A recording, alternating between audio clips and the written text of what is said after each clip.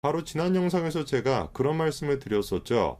성남FC 후원금 사건에 대해서 수사를 했던 경기 남부경찰청이 기소 의견으로 검찰에 송치했고 사건을 받은 검찰이 아주 전방위적으로 압수수색을 벌이고 있다. 그런데 그 압수수색을 하는 곳 중에 한 군데가 좀 눈에 띈다. 바로 정진상의 주거지를 압수수색했다는 것이다. 오늘 제가 영상을 통해서 정진상의 주거지를 압수수색했다라는 게 왜 큰 의미가 있는지를 아주 자세하게 말씀을 드릴 텐데요. 이거를 풀어가기 위해서는 먼저 우리가 살펴봐야 되는 게 있습니다. 도대체 정진상이라고 하는 사람이 뭐 하는 사람이냐, 이 사람의 정체가 뭐냐, 이거부터 살펴봐야 됩니다. 이재명이라고 하는 한 사람을 둘러싸고 관련돼 있는 사람들이 정말로 많습니다. 뭐 하나의 작은 세계를 만들 수 있을 정도로 정말 관련된 사람들이 많은데요. 물론 저 사람들 중에서 이재명의 측근이다 라고 분류할 수 있는 사람들은 따로 있겠죠. 제가 보기에 이재명의 최측근 중에 측근, 뭐라고 불러야 될지 모르겠는데 브라만 계급이라고 할까요? 브라만이라고 할 수 있는 사람이 크게 세 사람입니다. 정진상과 김용과 김현진인데요. 그런데 딱 이거를 보자마자 뭔가 좀 이상하다라는 생각이 드실 겁니다. 김용과 김현지 두 사람은 사진이 공개가 되어 있는데 정진상의 사진은 따로 없죠. 아무리 우리가 뒤져도 정진상에 대해서 찾을 수 있는 사진은 요 사진 하나밖에 없는 상황입니다. 사실 그런데 김현지 씨만 생각해 보더라도 그렇게나 오랜 세월 동안 지근거리에서 이재명을 보좌했음에도 불구하고 이렇게나 언론에 노출이 안 되고 있다는 것도 뭔가 좀 이상한 겁니다. 그런데 그 김현지 씨조차 정진상에 비교해 봤을 때는 그나마 노출이 되어 있는 정도라는 거죠. 그만큼이나 정진상은 미스테리에 감춰져 있는 사람입니다. 예를 들어서 이번에 이재명이가 정무직 당직자를 인선했는데 정무조정실장에 정진상을 임명했습니다. 당연히 그러면 상식적으로 인사 발표가 났으면 그 사람 이름만 덩그러니 나오는 게 아니라 이런 식으로 사람 얼굴까지 같이 나와야 될 거 아니에요. 그런데 정진상의 모습은 온데간데 없고 그거를 발표하는 이재명의 모습밖에 없습니다. 뭔가 좀 이상하죠. 지금까지야 언론에 공개가 안 됐다라고 할지라도 정무조정실장, 제1야당의 정무조정실장으로 임명이 됐음에도 불구하고 아직까지도 얼굴이 공개가 안 되고 있습니다. 참으로 희한한 것이 얼굴이 공개가 안 되는 것뿐만 아니라 정진상이라고 하는 사람 자체의 행적에 대해서도 찾기가 굉장히 어려운데요. 그나마 제가 쥐어짜가지고 정진상의 과거에 대해서 아주 세세하게 한번 살펴봤습니다. 우선 일단 정진상과 이재명 두 사람의 인연이 굉장히 오래됐더라고요. 무려 1995년도부터 성남 시민모임에서 이재명이 변호사였던 시절부터 함께 활동했다는 거죠. 특히나 이재명이 변호사 시절 사무장으로까지 일했던 사이라고 하는데 그러니까 무려 30년 가까이를 같이 활동해왔다 이 뜻이죠. 그런데 그렇게나 긴 세월에서 도중에 공백기도 따로 없는 것 같아요. 2010년도부터 8년 동안 성남시 1기, 2기 정책비서관을 지냈었고 이재명이가 경기도지사가 되고 난 뒤에는 비서실 정책실장을 맡았었습니다. 정말 과장이 아니라 정치인 이재명의 인생 전체를 보여줄 수 있는 딱 한 사람을 꼽으라고 한다면 그게 바로 정진상인 거예요. 그런데도 불구하고 기자조차 뭐라고 전하고 있습니까? 그의 얼굴이 나오는 사진은 포털에서 검색해도 나오지 않는다. 이렇게 얘기하고 있죠. 언론에 나오는 걸 좋아하지 않기 때문에 언론에 노출이 안 되는 게 아니라 뭔가 지은 죄가 많고 감출 게 많기 때문에 언론 노출을 꺼리는 것이다. 제가 보기엔 그렇습니다. 자, 그러면은 미스테리에 감춰져 있는 정진상의 과거 행적을 좀 캐봐야겠는데요. 2015년도에 다음 같은 기사가 나왔죠. 성남FC가 홈 경기 관중이 약 2배가 증가했는데 그 원동력이 도대체 뭐냐? 패스 릴레이라고 하는 이벤트라는 것이에요. 연간 회원권을 구매한 사람이 향후 구매자를 지목하는 이런 릴레이 캠페인인 것인데 그 캠페인의 1호 구매자가 누구였습니까? 이재명이었습니다. 실제로 확인해보니까 이재명이가 저렇게 기념사진까지 찍은 걸 알 수가 있죠. 3호 가입자가 신문선 대표였고 그런 식으로 계속 이어지는 겁니다. 그래서 그 다음으로 노환인 당시 시의원도 이렇게 구매를 했었고 그 다음에 아까 전에 말씀을 드렸던 이재명의 최측근 중에 측근 브라만 중에 한 사람이 김용도 이렇게 인증을 했죠. 자, 그런데 여기서부터 뭔가 좀 이상한 게 나옵니다. 김용에 대한 게시물이 올라왔던 게 12월 24일이거든요. 사기거든요. 원래 그러면 릴레이다 보니까 쭉쭉쭉쭉 나와가지고 12월 25, 26, 27, 28 이렇게도 게시물이 올라와야 되는데 그 다음에 게시물을 제가 확인할 수 있었던 게 12월 30일이었습니다. 그런데 이용철 대표 게시물에 눈에 띄는 말 한 가지가 있죠. 누가 이용철을 지목했다는 겁니까?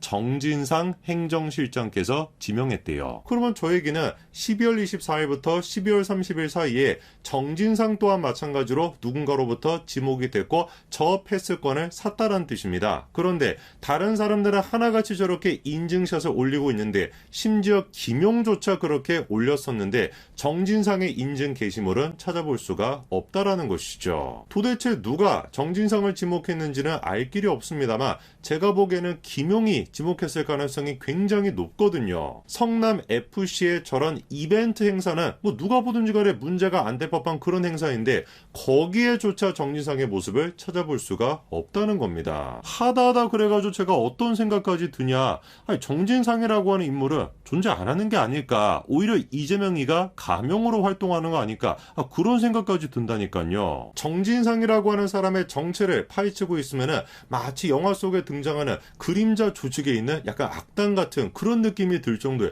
도대체 이 사람의 정보를 알 수가 없습니다. 그런데 문제가 이렇게나 노출이 안 되는 게 단순히 언론이 싫어서, 단순히 SNS가 싫어서가 아닐 거라는 거죠. 왜냐, 어느 누구도 부인을 못하지 않습니까? 대장동 핵심 인물 4인방과 이재명 둘의 연결고리 역할을 했다라는 게 정진상이라는 거, 이거는 어느 누구도 부인을 못하거든요. 이외에도 마찬가지였습니다. 유동규가 압수수색 당시에 자기 휴대전화를 밖으로 던져버렸었는데 던지기 전에 통화했던 사람도 누구였어요? 정진상이었죠. 95년도부터 이재명을 보좌했던 정진상, 이 정진상의 실체가 밝혀지게 된다면 이재명을 둘러싼 너무나도 많은 혐의, 대부분의 것들이 풀리게 될 것이다. 저는 100% 확신하고 있습니다. 그런데 이런 차원에서 정진상의 주거지에 대한 압수수색이 이루어졌으니까 얼마나 이게 큰 의미가 있겠냐고요. 당연히 지금까지는 검찰의 수사가 정진상까지 미치지 못했을 수도 있습니다. 왜? 누가 있었기 때문에. 수원지검 성남지청장이 박은정이었다 보니까 당연히 정진상에 대한 수사도 제대로 이루어질 수가 없었겠죠. 그런데 윤석열 정부로 들어서면서 성남지청장이 바뀌었죠. 누구로 바뀌었냐? 이창수, 대표적인 윤석열 라인으로 여겨지는 사람이고 윤석열 검찰총장 당시 대검찰청 대변인직을 맡았던 사람입니다. 아마 지금까지 성남지검의 수사와는 차원이 다른 수사가 앞으로 진행이 될 겁니다. 일전에 제가 이재명 밑에 있는 잡스러운 인간들과 문재인 밑에 있는 잡스러운 인간들, 이 둘의 차이점에 대해서 말씀을 드린 적이 있는데요. 이재명뿐만 아니라 그 밑에 있는 따까리라고 해야 될까요? 이런 사람들을 보고 있으면 특징이 한 가지가 있습니다. 직관적으로 나쁜 사람이다 라는 게 느껴진다라는 거죠. 이재명 대표만 보더라도 그 사람이 무슨 생각을 하고 있는지, 어떤 악한 생각을 가지고 있는지 표정이 그냥 다 드러나지 않습니까? 이런 면에서 봤을 때 이쪽에 있는 사람들은 좀 직관적이다 라고 얘기할 수 있고, 반대로 문재인 쪽에 있는 사람들 같은 경우는 교묘하게, 그리고 또 야비하게 자기의 악한 감정을 잘 숨기는 사람들이다, 이런 생각이 제가 좀 듭니다. 문재인이 같은 경우도 마찬가지죠.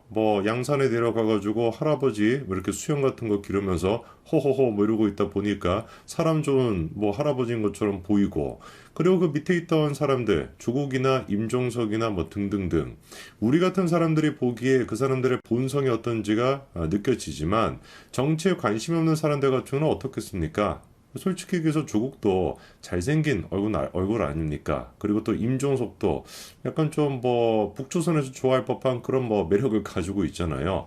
겉으로 봤을 땐 그런 식의 매력이 있다 보니까 악한 그런 본성이 잘 드러나지 않는 그런 특징이 있습니다. 오늘 제가 영상을 통해서 말씀드리고자 하는 것도 사실 간단한데요.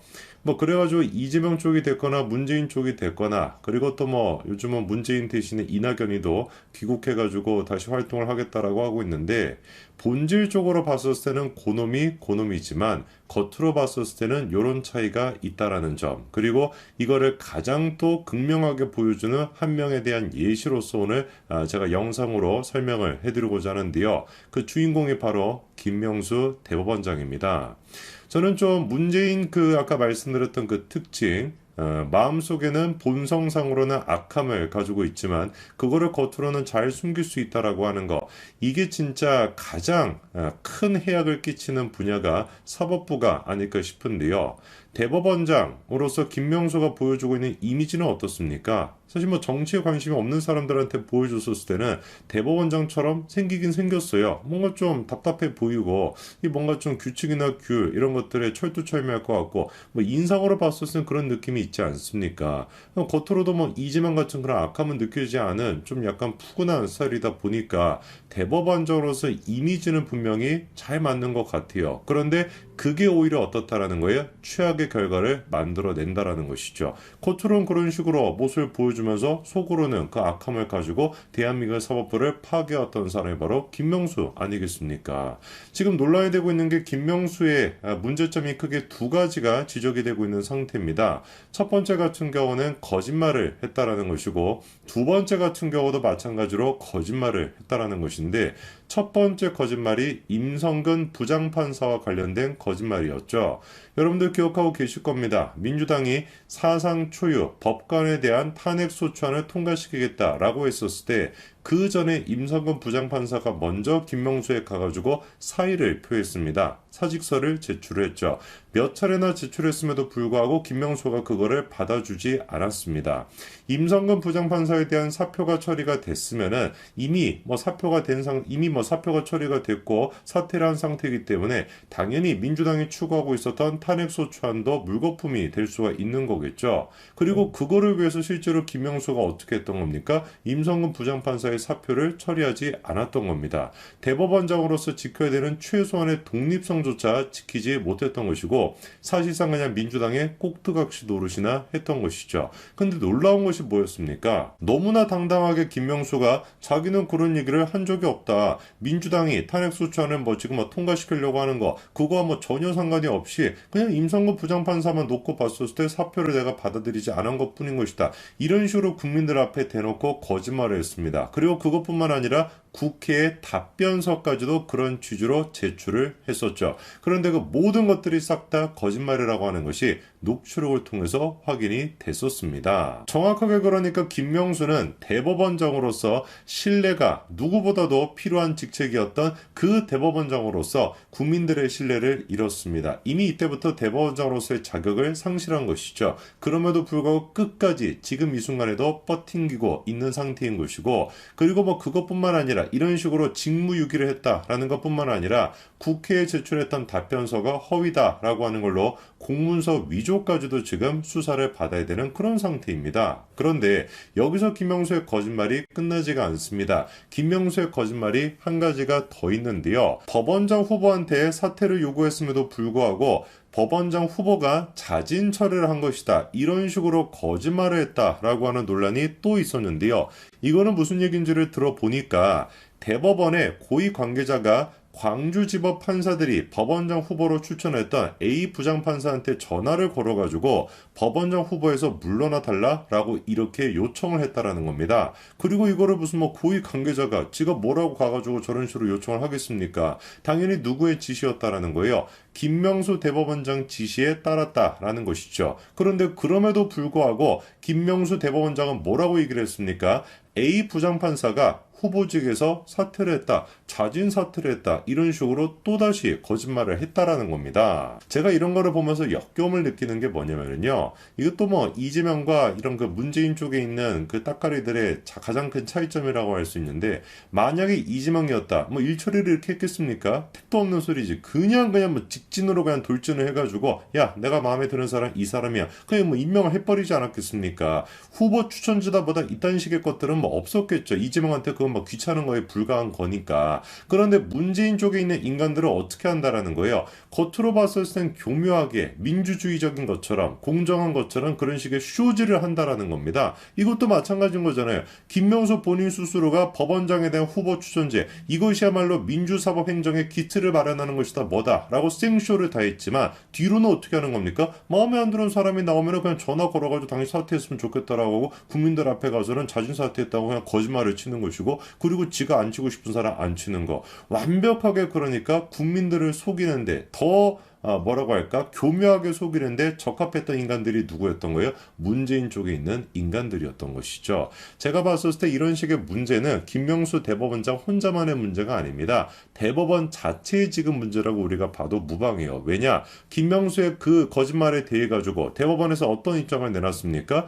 임성근의 사표를 반려한 것이 위법이라고 보기에는 모호하다. 이런 입장을 내놨습니다. 근거가 뭔지를 보니까 사표를 수리하지 않은 것이 위법이냐, 수리하는 것이 잘못된 것이냐, 이런 거에 대해 규정상 조금 분명치 않은 점이 있다. 이따위수라고 앉아있는데, 이게 지금 대법원장 김명수 혼자만 썩어버린 것이 아니라 밑에 있는 조직까지도 싹 다 그냥 썩어버린 거 아니겠습니까? 그거를 잘 보여주는 게 문재인 정권 내내 김명수에 대해 가지고 어떻게 수사가 제대로 진행이 되지 않았었죠. 그래가지고 1년 만에 윤석열 정부가 들어서고 난 뒤에 수사가 다시 재개가 됐습니다. 그런데 김명수 거짓말 의혹의 키맨이라고 할 수 있는 인간이 김인겸이라고 하는, 또 김인겸이라고 했네. 또 그 인간 떠올라가지고 어쨌거나 김인겸이라고 하는 부장판사에 대한 소환 통보를 했습니다. 이것도 참 기가 막힌 게 뭐냐면요. 원래 이제 소환 통보를 한다라 그래가지고 다 갈 필요는 없죠. 의무가 있는 건 아닙니다. 그런데 생각을 해보십시오.